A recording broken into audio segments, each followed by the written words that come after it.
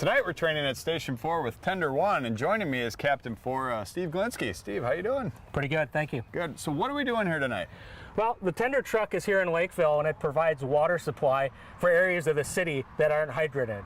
So we still have areas of the city, as Eureka Township down south, which is in our fire area, doesn't have hydrants. So we need to set up tanks similar to the tank I have behind me, and then use the tender to shuttle water from the nearest water supply or hydrant to the fire scene. Okay, so what do we have in this truck that's unique from all our other trucks in the Absolutely, fleet? this truck is unique because it does one thing really well, and that's carry water. It's a 3,000 gallon baffled tank. The baffles are in there to keep the water from sloshing around and making the vehicle difficult to drive.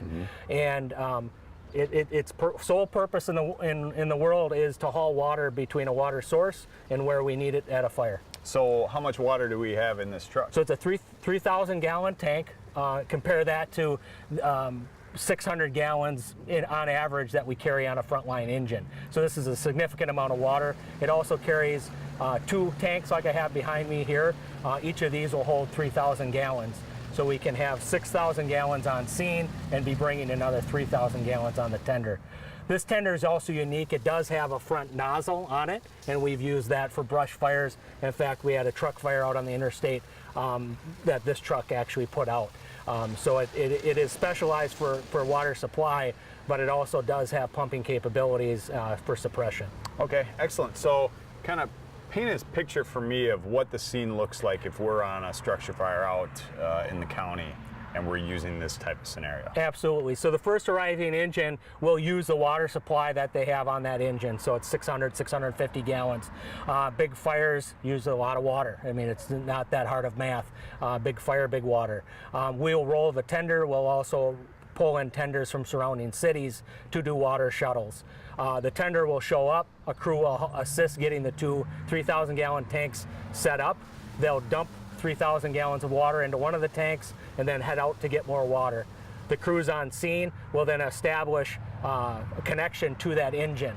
And it's a little bit different and more complex, and that's why we're training tonight to actually draft out of a tank. So when we hook to a hydrant, there's actual pressure coming from the water system in the city. It makes it much easier to pump.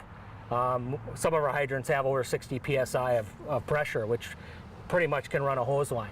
So we just then bump it up with the engine. When we're drafting, we actually have to pump the water out of the tank. And it's a tough skill. And so that's why we're drilling on that tonight, both operations of the tender as well as operations of the pump that's going to be pulling the water out of the tank. Okay, so you said we partner with neighboring towns that also have trucks like this, so I imagine this truck goes Absolutely. Yeah, our mutual aid is great down here.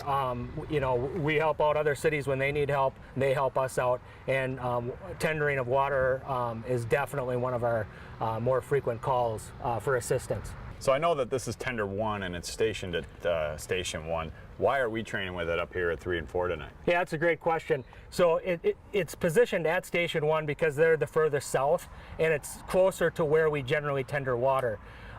They're going to respond with this truck first. It's very likely that one of the other stations, 3, 4, or 2, will actually arrive on scene first with their engine and will need to pump and draft out of the tank. So all the crews really need to know tender operations as well as pumping operations from a drop tank. So this evening, Station 3 and 4 will both be practicing not only pumping out of our drop tanks, but actually filling and dumping water using the tender. So we have one tender truck, but we're training with 2 different stations in 2 locations. How's that going to work tonight? Yeah, absolutely. That's a great question. So this evening, it's going to be really about rotation. So we're going to have crews that are operating engine 44 here, engine 3 at Station 3. We'll have a drop tank at each station. And then we're actually going to use the water tender to drop water to and from the stations. So we'll drop water at Station 4. We'll practice filling up the tender with a hydrant. We'll then drive to Station 3, dump water in their tank, fill there, and the whole time we're going to be rotating out crew. So everybody gets a chance to do each position tonight through training. Well, Steve, it's great to know that we're training, learning all the equipment for the station. I appreciate you being here tonight and walking us through what we're going to do. Yeah, looking forward to training with you guys tonight. Thanks. Thank you.